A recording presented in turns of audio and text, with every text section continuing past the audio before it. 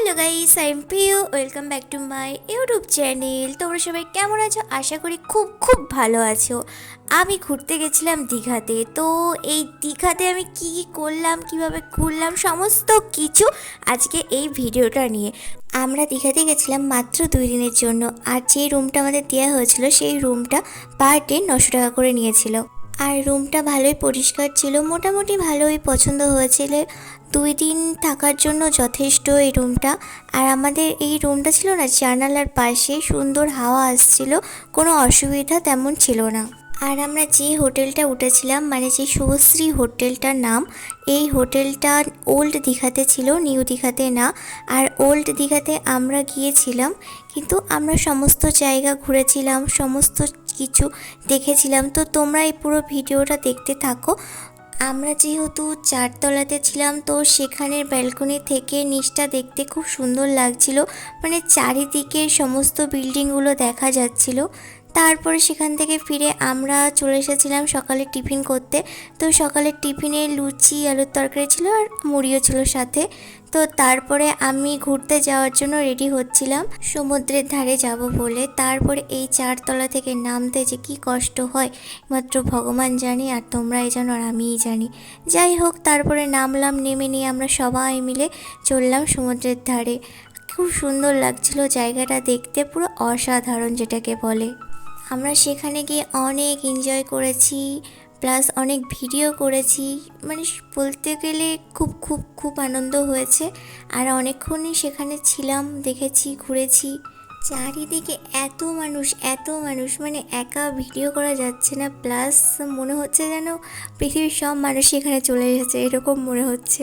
আর এই সমুদ্রের ঢেউয়ে নিজেকে মাতিয়ে রাখতে কার না ভালো লাগে, তাই না? সমুদ্রের ঢেউটা তোমাদের সঙ্গেও একটু শেয়ার করে নিলাম।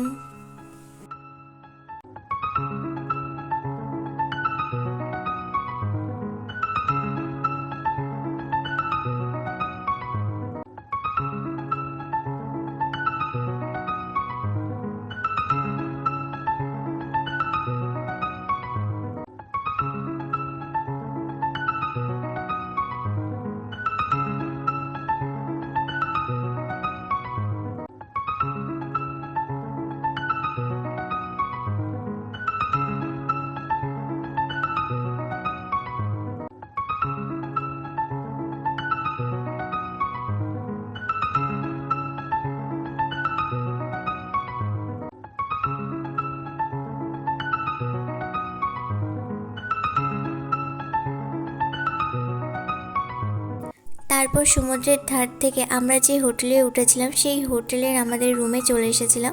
তো সেখান থেকে আমরা চলে গেছিলাম 5তলায়, মানে আমি চলে গিয়েছিলাম সেখানে। পুরো ছাদ থেকে নিচটা দেখতে খুব সুন্দর লাগছিল। আর চারিদিকের বিল্ডিংগুলো মনে হচ্ছিল যেন যে ছোট ছোট ঘর সব।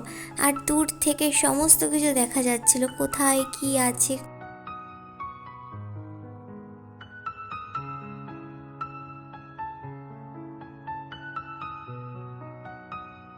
যাই হোক, আমি ঘুরতে ঘুরতে একেবারে 5তলা বিল্ডিংয়ের ছাদেও চলে গিয়েছিলাম।